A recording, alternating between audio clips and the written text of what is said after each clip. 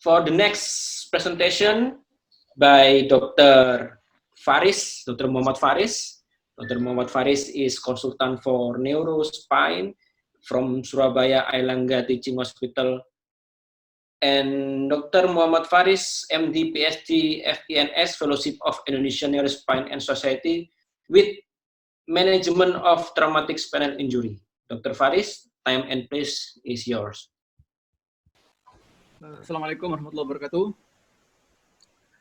I would like to thanks to Dr. Teddy Apriawan as a moderator and the committee and all speaker and all panelists and all attendants. I think this webinar is very well organized. This is the last topic. I would like to talk about the management of traumatic spinal cord injury. When a patient comes in with a traumatic injury to the spine, imaging can play a key role. It can help to exclude an abnormality that can lead to a long-term complication in the patient, such as paralysis. Knowledge of the mechanism of injury are important. Inline spinal immobilization, adequate resuscitation, and spinal precautions should be taken during the initial management stage. Cervical spine injury in population, there is young patient in the setting of high energy of trauma. In the elderly patient, in the setting of low energy falls. Common mechanism is a compression and then a flexion and extension, distraction, and rotations. It can be simultaneous in a case of spine trauma or divided one by one. Cervical spine injury, cervical dislocations, cervical fracture with spinal cord injury, and isolated spinal cord injury. Incidence, this is the most important thing, that head injury and facial trauma is associated with cervical spine injury. In blunt multiple trauma, the cervical spine injury is 0.9 until 10%. Likelihood of a combined head and cervical spine injury after blunt minor trauma is 1.5 until 8%. There is two criteria from Nexus criteria in the Canadian C-spine rule are the session algorithm developed to rule out cervical spine injury clinically and to ensure more selective requesting of cervical spine imaging. This is the Canadian spine C-spine rule. There is any head factor which mandate radiography, age more than 65 years old, or dangerous mechanism or paresthesia in extremity. If any of this kind, so we must perform the radiography. And there is no, so we go to the second, any low risk factor which allows safe assessment of range of motion, simple range motor vehicle, and then or sitting position in the emergency department, ambulatory at any time, delayed onset of neck pain, absence of midline C-spine tenderness. If there is no, so directly to radiography. If the answer is yes, able to actively rotate neck, 45 left and right is able, no radiography. If non-able, we perform radiography. This is from the Canadian C-spine rule from AO Spine Master. This is the incidence. Vehicular related accident and or initial GCS score of 8 or less is higher risk of C-spine injury. So we must take more attention. For 41.9% of all C-spine injury were unstable. This is the incidence. Head and neck injury is about 70%, and neck injury itself is about 20 until 22%. These injuries by anatomic locations. The neck injury is 0.6%. and other spinal or vertebral injury is 2.8%. The frequency of the region of cervical spinal fracture, the highest is in the C5 and then the C2 and then the C6. So that's why if we would like to perform the lateral X-ray, we must see the C7 and upper border of the TH1. Functional anatomy and stability. Cervical spine consists of 7 vertebrae aligned and on average 20 to 40 degree lordosis. Functional anatomy is divided into 2 in the upper and lower cervical spine. Upper cervical spine is a C1 and C2, and the C3 and the C7 is a lower cervical spine. Upper cervical spine, C1 we call is atlas, only pure ring structure in the cervical spine, composed in the anterior arc and the posterior arc, enable rotation at the C1, C2 junction with the ligament transverse here. C2 vertebrae, also called is a axis. It has odontoid process that articulate with anterior arc of C1. Lower cervical spine or subaxial, the C3 and the C7 vertebrae has the similar morphology. 3 main structures that contribute to the stabilization of the subaxial spine. The first is uncinate process, adds stability by limiting lateral motion, lateral bending. And then the second is a facet joint, providing resistance to hyperflexion and shear force. Circumferential ligamentous buttress of ALL and PLL that is preventing motion beyond the physiological range. Functional stability. The normal cervical spine is able to withstand physiological load, maintain a normal posture, and protect neural element without pain. Compression is the structure that bear compressive force are the vertebrae column and disc. Flexion and extension, flexion force neutralized by paraspinal muscle, supraspinous ligament, interspinous ligament, facet, joint, and ligamentum flavum. Extension force specified by ALL and facet joint. For rotation, there is in upper cervical spine, primary rotary restraint are alar ligament with occipital condyle joint capsule, tectorial membrane, and transverse ligament. Subaxial spine, intervertebral disc, facet joint, posterior longitudinal complex serve as a rotary restraint. Initial management, as already mentioned by the speaker before, airway, NC spine control, breathing, circulation, disability, exposure, or environmental control. Secondary survey is a history, physical exam, and diagnostic test. Always become the main principle of management in trauma patient.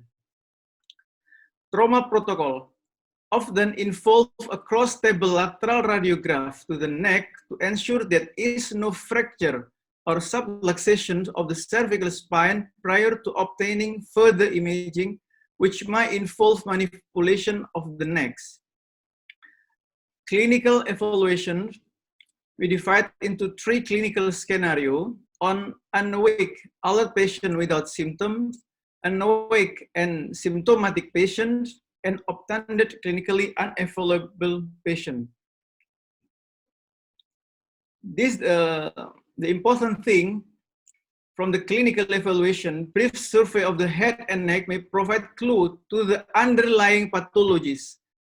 Recognize vital sign GSF from the nose or ears, scalp lacerations, so we can predict the mechanism of injury to the spine. The goal of the clinical evaluation are to clear the cervical spine clinically. In an unconscious patient or TBI patient, the clearance relies on imaging studies only. Suspicion of a cervical spine injury must be maintained and the spine immobilized until full clearance with the proper clinical and radiograph. Radiologic assessment, we can use the plain film with the accuracy is 84%. Inadequate exposure of the cervicothoracic junction and atlantoaxial, 3 view radiograph, AP, anteroposterior, lateral, odontoid view, and dynamic view. Dynamic view is still questionable. It's depend on the condition. Radiograph evaluation, 1/3 of spinal cord injury occur in cervical 2 and a half occur in C6 or C7. A film that does not show the upper border of T1, C7 or upper border of T1 is inadequate. Caudal traction on the arm may help. It's depend on the multi-trauma or not. If cannot, we perform the cervical CT to get the proper bone condition. For soft tissue, we can make some data from soft tissue. That is in nasopharyngeal, this is a normal space. This is a normal value. On nasopharyngeal space, C1, we can see there is a 10 mm for adult. This is soft tissue. We can measure with true condition of the X-ray. Retropharyngeal space from C2 to C4 is 5 to 7 mm. And retrotracheal space from C5 to C7 is 14 for children and 22 for adults. CT scan will help define the pattern, morphology, and mechanism. Is sensitive in detecting bone and ligamentous injury in blunt trauma, and adequate, of course, for exposure of the cervicothoracic junction and atlantoaxial junction, especially in atlantoaxial junction to see in the Jefferson fracture. For MRI, we can evaluate the soft tissue, the scolioligamentous injury, the spinal cord, and we can predict it's a recent fracture or chronic fracture. So we can decide, we can conclude it's a recent fracture or a chronic fracture.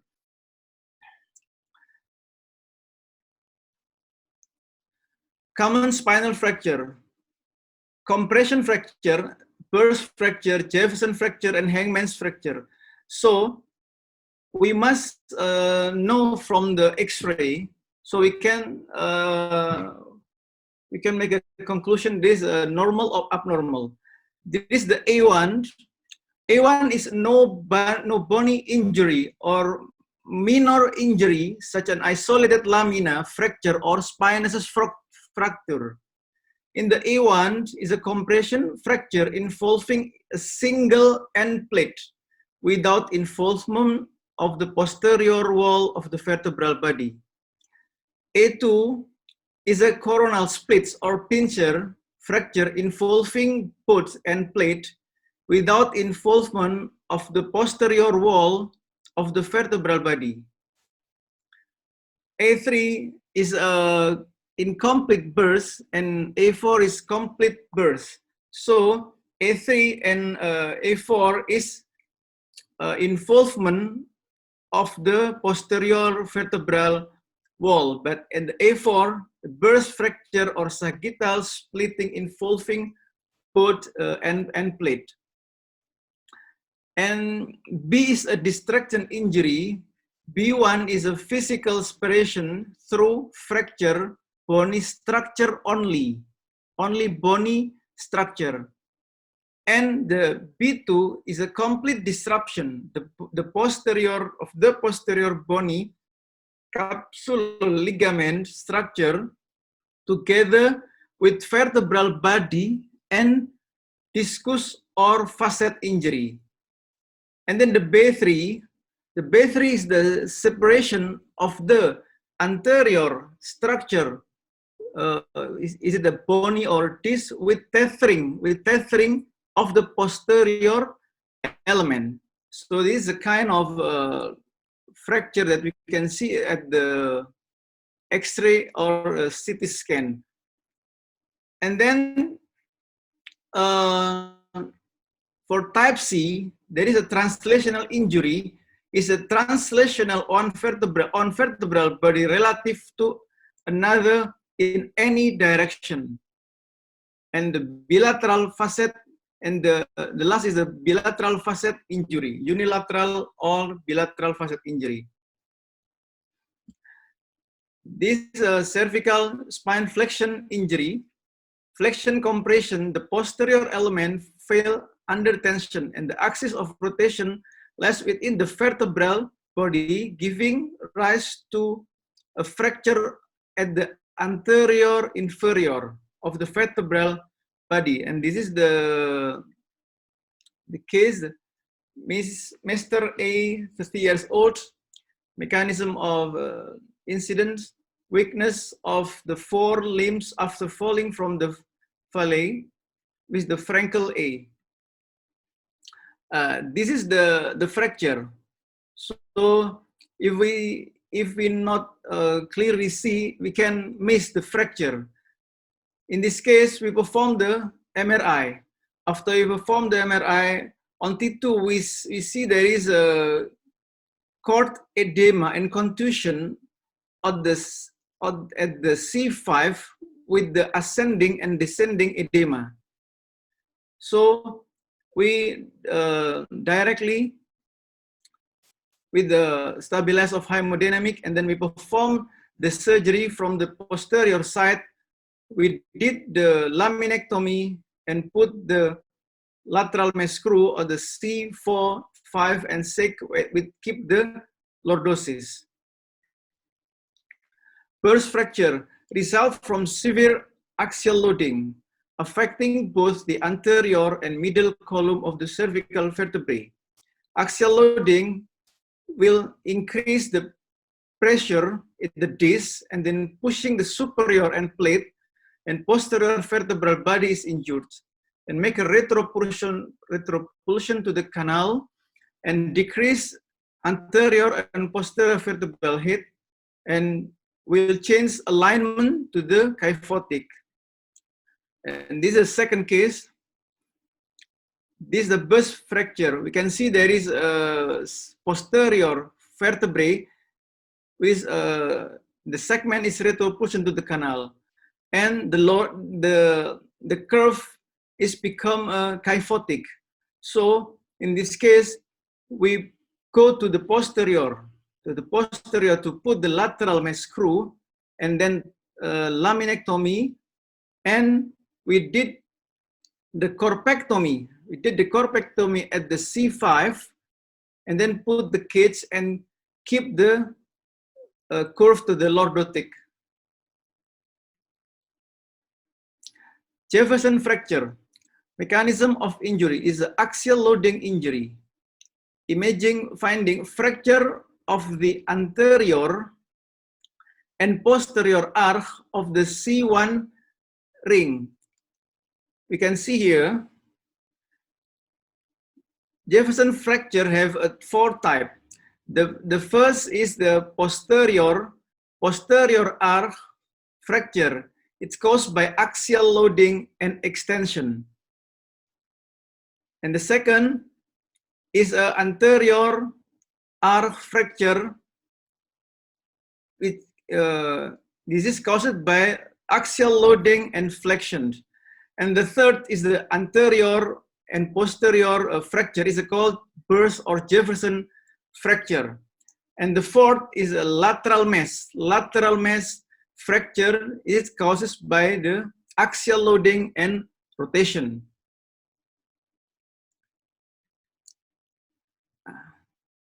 We can see here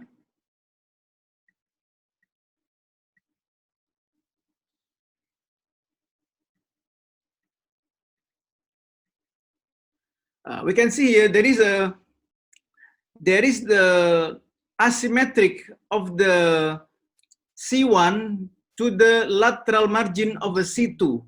So this is we cannot see with the lateral view. So we must do the open mouth odontoid view. This is the normal. This is the normal open mouth view, and this is the pathological. We can see here there is offset of the lateral mesh of C1 on C2, and this is symmetric. You can see here there is a symmetry and this is asymmetric.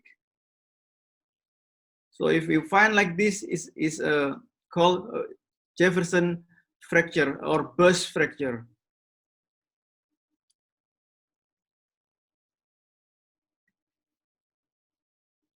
This is the case.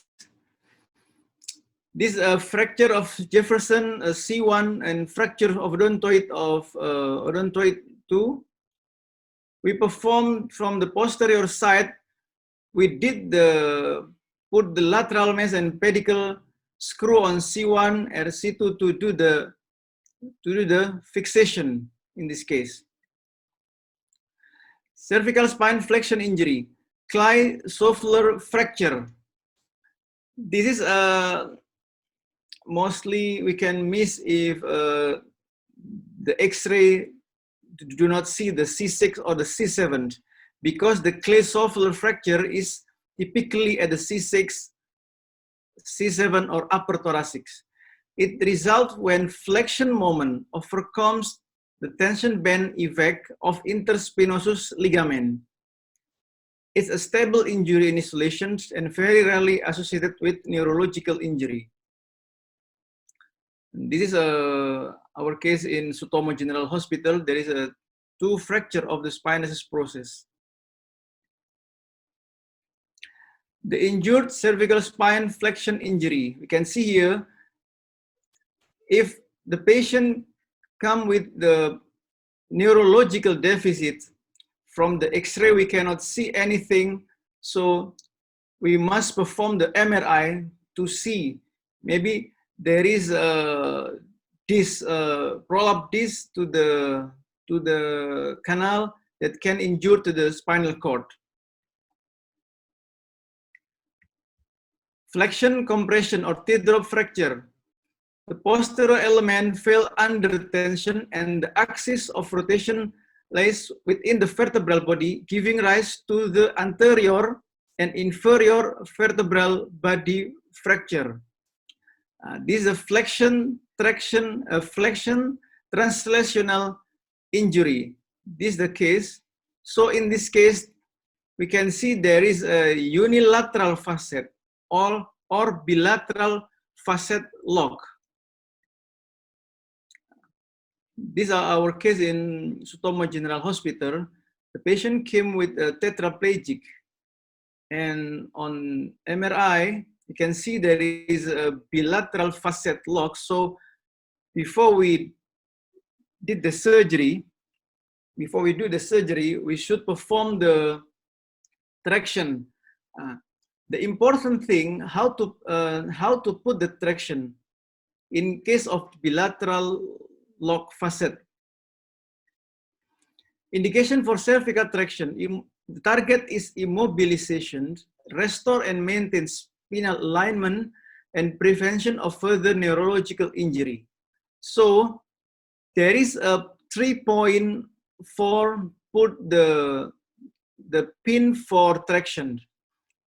In the anterior, if our target is to make it extension, more extension. In netral, we can get the netral position. In case of bilateral facet lock, because we try to reduce the canal, so we take the posterior. If we put the posterior, we can get more flexion. We can get more flexion, so it can help reduce the canal compromise. This from the AP, you can see here from the AP there is a rotation. This is very typical for rotation. We can see here there is the spinous process is rotating from upper side to the lower side. So you can see it's a rotating injury. So this could be unilateral facet fracture or unilateral facet dislocation in this case. If we found the photo like this. Now the fracture is pathological fracture. It means the patient had already had the pathological before the accidents. Usually ankylosing spondylitis or spine bumbo. The normal, we can see here, there is no syndesmophyte. So the ALL is not become a bone. From the lower, this is the ALL is become a bone and stick to the bone, to the vertebral body. This is we call the segmental ankylosing. And this is the ankylosing in all level. If we found the picture like this, we must take more attention, because this is osteoporotic bone. It's easy to fracture, because this is a new bone formation of the vertebral column, is a pathognomonic for ankylosing spondylitis. Entesophatic process ascend to the spine and render the spinal column. So it make easy for fracture, and the patient is become a progressive deformity and atlanto-occipital or axial instability or spinal stenosis. This is a high rate of osteoporosis, fourfold risk of fracture. Immobility of the spine may lead to second to the osteoporotic bone. So if we found the case like this, this is our case. Female, 67 years old, presented with neck pain and tetraparetic UMN type, Frankel B. The mechanism of injury is a minor trauma. No need major trauma. Just a simple trauma, it's could become a fracture. The patient came with the fetal sign was stable, intubation with fiber optic, because the head is the neck is very stiff. We cannot move the head. So we did the combined approach, one-step surgery with posterior first and then anterior. You can imagine the patient is like this on the operating table, but this is not an this I took from the book. But the patient, if ankylosing, if you would like to do the surgery, the patient is like this, the position. The patient is very stiff. It's difficult to do the intubation. And then this is the X-ray of the patient. You can see here there is no three-column concepts. Spine have a three-column concept: anterior, medial, and posterior. In ankylosing spondylitis, it don't have the three-column concept. It's like become one like a diaphyseal structure. So, if this fracture it will fracture from the anterior, medial, and posterior column. So we need to perform the 360-degree of a fusion.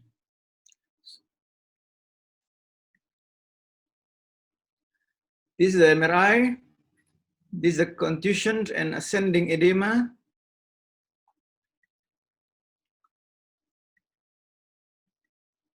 I perform the pedicle screw of the C2 and then a lateral mesh of the C3 until C6, and then put the pedicle screw on the C7. So sorry, cannot see in here.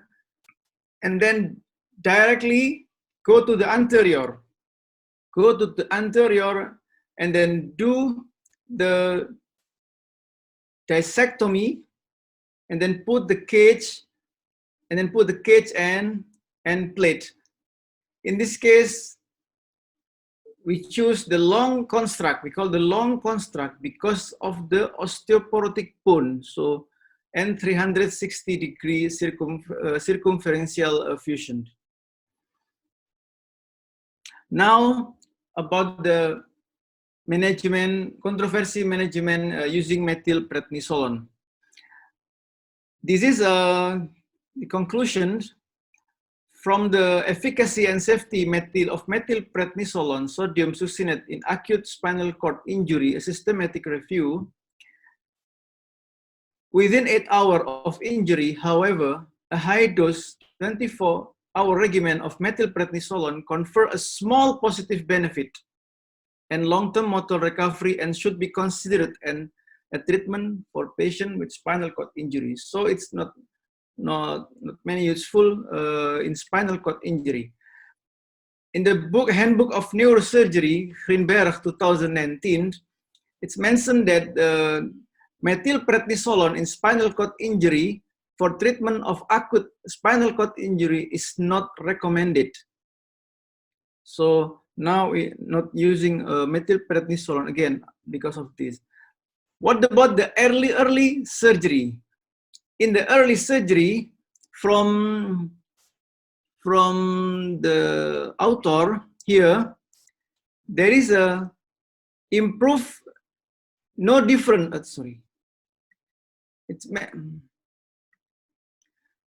here it's mentioned no different in neurological recovery based on timing of decompression, late or early, before 20 hour and 72 hour.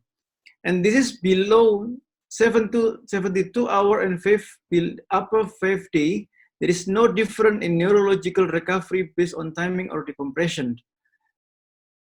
Surgical decompression and no surgical decompression, no different in motor recovery between surgical and non-surgical treatment. Surgical decompression, no surgical decompression. Substantially greater improvement in surgical group than in non-surgical group. And this is below 14-hour surgery and more than 14-hour surgery improve neurological outcome, shorter ICU and hospital admission for early surgical decompression. And this is odds ratio 2.8 for improvement in at least 2 ASIA grade without increase in complication for early versus delayed surgery. Higher rate of pneumonia and UTI, higher cost of hospitalization in delayed surgery.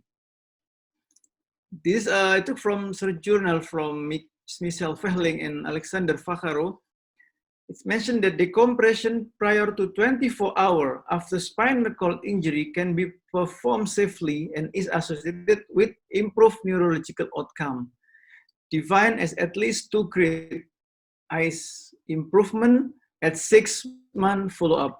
As a conclusion, head injury and facial trauma is associated with cervical spine injury, so inline spinal immobilization, adequate resuscitation, and spinal precautions should be taken during the initial management stage. Suspicion of a cervical spine injury must be maintained and the cervical spine immobilized until full clearance, proper clinical and radiographic. Methylprednisolone confers a small positive benefit on long-term motor recovery. Decompression prior to 24 hours after spinal cord injury can be performed safely and is associated with improved neurological outcome. Thank you. Assalamualaikum warahmatullahi wabarakatuh. Terima kasih Dr. Faris untuk waktunya dan terima kasih. It's very good presentation. I think now there is a questionnaire online again, Dr. Dito. Yeah, thank you so much, Dr. Teddy, and also Dr. Faris for your informatively presentation. And now I will talk in bahasa. Dan saat ini kita lanjutkan ke sesi kuis yang terakhir, para hadirin sekalian. Dikarenakan pada malam hari ini banyaknya dihadiri oleh teman sejawat kita dari mahasiswa kedokteran, dokter umum, dan juga para residen. Berikut pertanyaan yang kami siapkan yang disesuaikan berdasarkan mayoritas hadirin yang ada, di mana menurut kami sangat prinsipil di lapangan. Dan berikut pertanyaannya akan segera saya launch. hanya satu soal saja. Pertanyaannya, syarat foto cervical lateral yang layak baca, apakah tampak hingga cervical 7 atau hanya hingga diskus C6 dan C7? Kami berikan waktu 1 menit untuk memilih. Untuk kuis seperti ini, apakah host juga bisa memberi jawaban, Dokter Dito? Oh ya, mohon maaf untuk saat ini pertanyaan hanya kami berikan kepada seluruh hadirin. Berapa lama untuk mendapatkan hasil total? Sekitar 20 detik lagi untuk menuju waktu 1 menit waktu yang diberikan.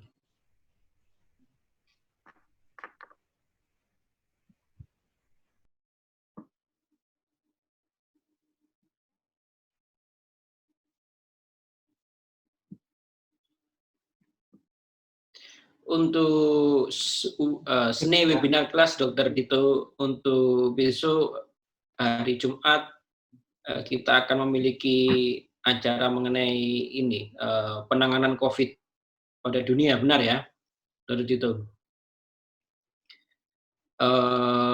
Kemungkinan akan diadakan kurang lebih pukul 2 siang untuk acara COVID Against the World. Dengan pembicara saya rasa sangat internasional, yaitu ex-neurosurgeon presiden, Profesor Franco Servadei, dan Rector of Osaka University, Profesor Kenji Ohata. Kemudian ada dari Ketua Senat Universitas Airlangga, Profesor Joko Santoso, kemudian ada Direktur dari Rumah Sakit UNER, Profesor Nasamuddin, dan ada Direktur dari Rumah Sakit Dr. Sutomo, Dr. Joni Wahyudi. Bila ada waktu, teman-teman dapat mengikuti acara untuk COVID Against the World besok. Saya rasa waktunya sudah cukup, Dokter Dito. Bisa ditampilkan? Ya, terima kasih Dokter Teddy. Jadi berikut saya tampilkan hasil pollingnya. Jadi syarat foto cervical lateral yang layak baca adalah sebanyak 70% voters menjawab tampak hingga C7 dan sebesar 30% voters menjawab tampak hingga diskus C6 dan C7. Untuk komentarnya bisa kami persilahkan kepada Dr. Faris untuk menjawab dan memberikan komentarnya. Silakan Dr. Faris untuk pertanyaan nomor 1. 70% menjawab hingga tampak C7, 30% menjawab C6 hingga C7. Ya, terima kasih. Jadi benar, jadi tanpa hingga C7, bahkan yang kalau lebih lengkap itu sampai hingga C7 upper border TH1. Karena di buku Greenberg itu juga disebutkan bahwa fraktur itu bisa terjadi sekitar 69% dan berdampak pada disk prolaps itu pada C6, C7, dan C7 TH1. Nah, jadi tanpa hingga C7 ini yang juga sesuai dengan ATLS, seperti itu. Jadi acuannya ada juga pada ATLS. Ya, terima kasih. Mungkin saya lempar ke Dr. Yuris. Dr. Yuris, semisal saat Anda mendapatkan foto cervical thorax lateral, cervical lateral X-ray ternyata tidak sampai dengan C7 atau end border of thoracal 1, kira-kira apa yang Anda lakukan? Untuk permintaannya diulang lagi, atau tetap dibaca, atau bagaimana? Mungkin pengalaman kita sejak dulu ya, Dr. Yuris ya. Ya, ya memang kalau di era BPJS ini memang agak kesulitan nih, Dr. Faris. Efisiensi dok ya, efisiensi. Tapi bagaimana lagi ya? Tapi pada prinsipnya memang cedera mindset di dokter-dokter daerah itu mindsetnya setiap cedera kepala pasti harus dilakukan X-ray cervical gitu. Tetapi menurut saya kan tergantung dari indikasi dan kontraindikasinya. Ya selama pemeriksaan fisik mendukung memang ada kecurigaan suatu cervical cedera cervical, mau tidak mau ya harus dilakukan tindakan sampai cervical 7. Tetapi ada kalanya radiologi itu sangat radiologi itu sudah sangat berpengalaman gitu. Pada saat pengambilan CT scan langsung sampai thoracal 1. Tiba-tiba mendapatkan gambaran 3D cervicalnya begitu baik, dan itu sebenarnya saya sangat-sangat cukup. sangat cukup sekali untuk mendapatkan gambaran secara lebih detail di CT scan. Mungkin dokter Adi ada trik supaya C7-nya terlihat. Masih ingat atau sudah lupa? Masih ingat Mas, masih ingat dokter Teddy. Jadi kita harus masuk narik pasiennya. Makanya memang idealnya karena di triase dan di UGD kan teman-teman ini harus juga dibekali dengan itu, dilatih. Dulu kita PPDS harus masuk ke dalam dan narik-narik ininya baru kelihatan. Kalau enggak nanti ditolak semua supervisor. Terima kasih. Ini saya ada tambahan sedikit, sebenarnya bisa kalau memang tidak ada kecurigaan dari misal fracture pada shoulder atau clavicular, maka kita bisa melakukan swimmer view sebenarnya. Jadi swimmer view itu bisa ditambahkan untuk melihat supaya bisa mengakses hingga C7 upper border TH1. Tapi tadi Dr. Yudis itu yang disampaikan tuh benar sekali. Jadi kalau misal di swasta ya, misalnya kita CT scan, minta tolong dong diteruskan sampai cervical. Iya dok, benar. Iya, gitu Dr. Hadi ya. Kadang kita di swasta juga dok sekalian, kalau kita curiga ke sana langsung sekalian scan cervical langsung, daripada dua kali minta. Betul, betul. Nah, baik, saya rasa cukup ini sesi curhatnya. Baik, saya rasa ini tugas dari semua guru dan para dosen mengajarkan kepada murid-muridnya bagaimana cara mendapatkan X-ray cervical lateral hingga mencapai cervical 7 atau end osteoracal 1. Baik, untuk masuk dalam sesi question and answer. Untuk pertanyaan ini ada 3 pertanyaan, kemungkinan hampir sama semua. Yang pertama dari Rohmi Isnaini Rismawanti, dari Dr. Huda Fajar Arianto, kemudian dari Dr. Latif Suryandana. Mungkin yang pertama adalah hampir sama semua ketiganya. Untuk yang kepada Dr. Hadi. Siap. Dari Rohmi Isnaini, untuk yang natural disaster, saya ulang, untuk yang natural disaster, saat assessment dibutuhkan tim reaksi cepat, terkadang terdapat tim triase. Apakah ada jumlah tim minimal triase yang harus dikirimkan? Apakah ada rumus rasio jumlah tim triase? Sekalian dari Dr. Huda juga, ini hampir sama dengan Dr. Latif ya saya rasa ya, mempertanyakan untuk yang non-natural disaster, contohnya COVID, non-natural disaster, apakah tiap pasien, hampir sama yang tadi waktu panelis bertanya, apakah swab test tetap harus dilakukan pada kasus dekompresif karnektomi? Padahal kita membutuhkan suatu respon yang cepat. Dan swab test hasilnya lebih dari 24 jam. Bahkan yang ada lebih dari 5 hari. Apakah is there any special consideration to this condition, Dr. Hadi? Siap. Silakan, Dr. Hadi. Izin menjawab mungkin dalam bahasa Indonesia, Dr. Teddy ya, biar lebih ini. Ya, boleh. Untuk yang pertanyaan Dr. Rohmi itu mengenai panduan pada kasus natural disaster itu yang dibutuhkan tim reaksi cepat. Kalau sebenarnya kita berprinsip untuk manajemen disaster di seluruh dunia, termasuk kita di Indonesia dan kita di area-area provinsi yang ada ininya, itu sesuai panduan ATLS. Di ATLS sendiri mengatakan memang idealnya ketika kita mengirim tim reaksi cepat di fase awal itu, di rangsun hari pertama itu, kita minimal 2 tim. Ya kalau bisa sebanyak mungkin. Dan 1 tim itu minimal terdiri dari 7 orang. Di mana dikatakan bahwa dari 7 itu 2. Semisal sedikit bahasa Inggris boleh tidak? Ada peserta yang dari luar negeri juga ingin bahasa Inggris sedikit. Okay, sorry. In the natural disaster, for the rapid team, rapid reaction team, I think we must use a protocol from the Advanced Trauma Lab support, especially about the minimal 2 team, and 1 team is 3 people, 7 people, 2 doctor with medical team, doctor from in the ATLS Advanced Trauma Support competence, 3 nurse, 1 transporter, one record or medical record for the information to the other sectoral. I think this is Dr. Teddy. How about the protocol for non-natural disaster? Do you have any suggestion for Okay. Dr. Huda? Okay.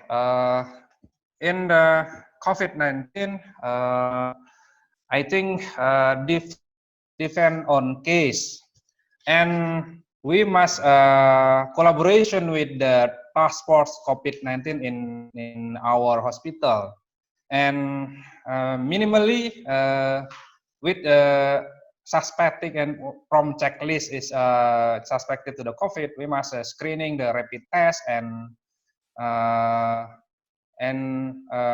maybe CT scan or other procedure. But because the swab test is limited in our hospital, we must select to the swab, and because case is traumatic brain injury is life-saving. I think after clearly from the task force COVID, we must go to the operation with the protective PPE level 3. Maybe this is my experience. Okay, thank you. Maybe the last question is for Dr. Farid. Dr. Farid still here?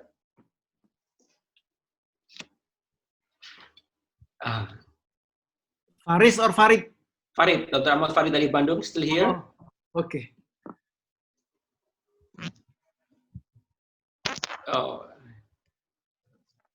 I think Dr. Farid is not. Okay, I think because the time is very limited, everybody, it is now is 22:56. It is very limited time for our discussion today.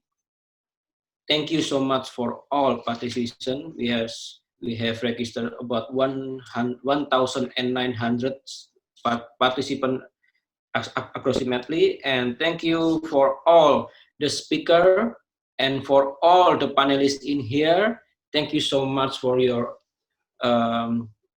presentation, and thank you so much for your help in give us a lot of questions from our participants. I think this is time for Dr. Tito as the host to give some ending for this SNAI webinar class. Dr. Tito, please. Terima kasih dokter.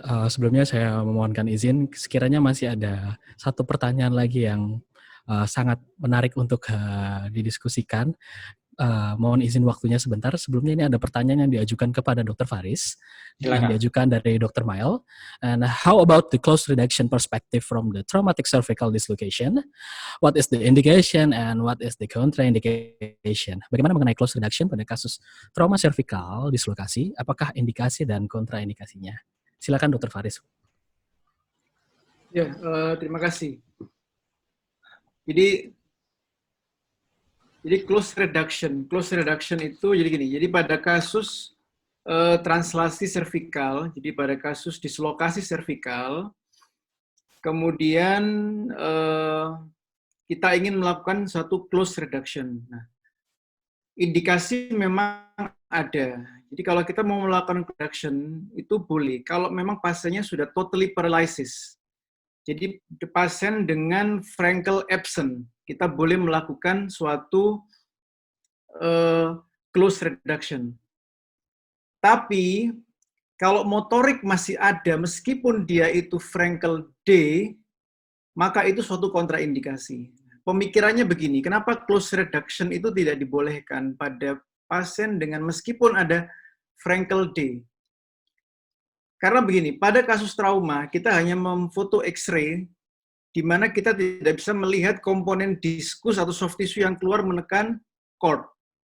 Nah, sebelum dilakukan close reduction, harus dilakukan MRI dulu. Kita MRI cervical, kita melihat ada tidaknya komponen yang masuk ke dalam kanal menekan cord. Kalau itu ada, maka itu sudah kontraindikasi mutlak. Tapi kalau tidak ada komponen diskus yang masuk ke dalam kanal, baik ascending disc maupun descending disc, maka kita boleh melakukan close reduction, meskipun itu tekniknya cukup cukup menantang dan cukup susah seperti itu. Jadi kalau mau close reduction, syarat mutlak kalau Frankelnya masih D, harus MRI cervical dulu untuk melihat ada tidaknya soft tissue yang masuk ke dalam kanal. Saya rasa begitu, Dr. Dito, Dr. Teddy. Baik, terima kasih dokter untuk waktunya. Ya. Silakan Dr. Dito. Ya, terima kasih Dr. Faris atas informasi yang diberikan kepada kita semoga. Semoga apa yang disampaikan pada malam hari ini bermanfaat untuk kita semua. And this is a really great time to hang out with all of you, the attendees tonight. Thank you so much for our honorable speaker. And our webinar is supported by Mercy. Good quality improves life. Coutoin is an epileptic agent that is also work by slowing down impulses in the brain that cause seizures. It can be used to prevent the post-traumatic seizure. Then Teclin, a neuroprotective and neuroregenerative agent in a variety of neurodegeneration disorder, brain ischemic condition, as well as traumatic brain injuries and its sequel. They're all about Coutoin and citicoline by Mercy. Okay. This is the end of our second serial neurosurgery webinar class. I hope you enjoy for our great discussion. And for one more time, we will thank you so much for all great speaker and moderator tonight. And don't forget to join our next neurosurgery webinar class. Come and join tomorrow. Universitas Airlangga will present a webinar about War Against COVID-19. It will be held at 14 o'clock Indonesian Western Time.